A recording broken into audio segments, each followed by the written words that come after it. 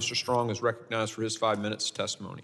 Thank you, Mr. Chairman. Secretary Mayorkas, I want to follow up on Representative Pfluger's question. In August, CNN reported that a human smuggling ring containing at least one individual with known ties to ISIS was responsible for bringing a number of Uzbek, which is Uzbekistan, migrants to the border who were subsequently released into the country. And I do have that document, Mr. Chairman. I'd like to add that to the record.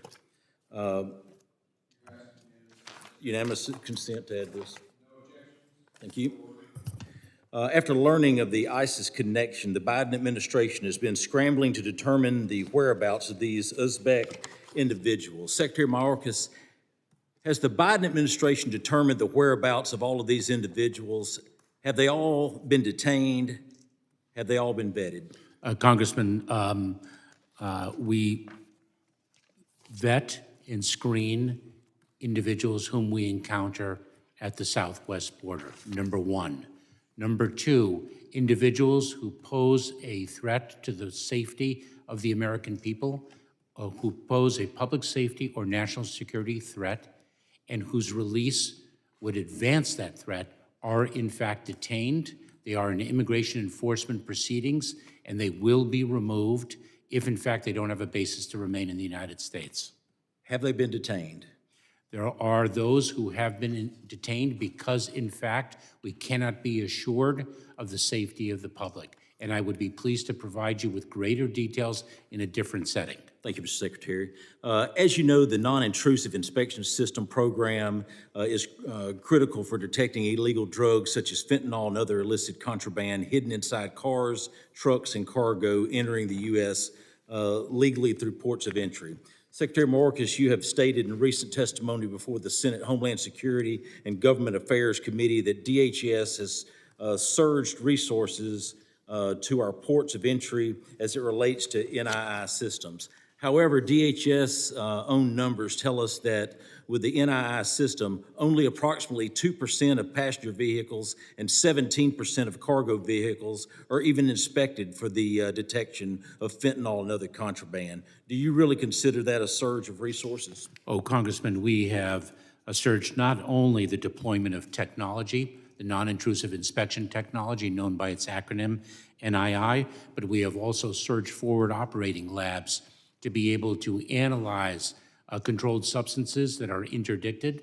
And if, in fact, we identify them as fentanyl, then we take the appropriate prosecutorial action specific to the attempted importation of this incredibly fatal Thank you, Mr. Secretary. I reclaim the time.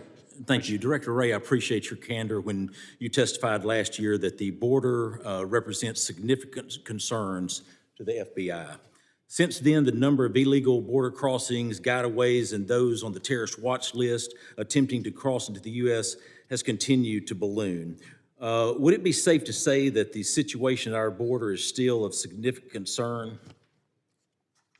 Well, certainly the concerns that I articulated last year remain very much top of mind for us.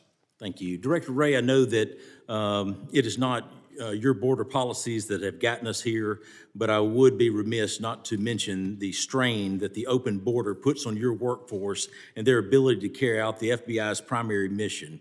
But that is not what I want to talk to you about today. In your testimony, you mentioned the threat posed by criminal syndicates and nation states as it relates to cyber. Specifically, you spoke to the threat posed by the Chinese Communist Party in this arena. I was glad you briefly mentioned earlier the impact of advanced training in cyber. Can you speak to the capabilities of the FBI Redstone in Huntsville, Alabama, and specifically the role that Huntsville plays in combating the unique and evolving cyber threats posed by our adversaries? Well, thank you, Congressman. I am incredibly excited about everything that's going on in Huntsville, including, in particular, we view that as where we're going to have be the center of gravity for our advanced training, especially high tech, especially cyber, especially innovation. We've been down there numerous times to check on the expansion, and we're now up to, I think, about 1,900 employees down there. 19 different headquarters divisions have people there, so it's a hub of activity, and especially on the cyber side, I think it's going to be a very important part of the FBI's future. Like I say, I appreciate that information, and we're very proud of how it has worked there at Redstone. Mr. Chairman, I yield back. Gentleman yields back, and the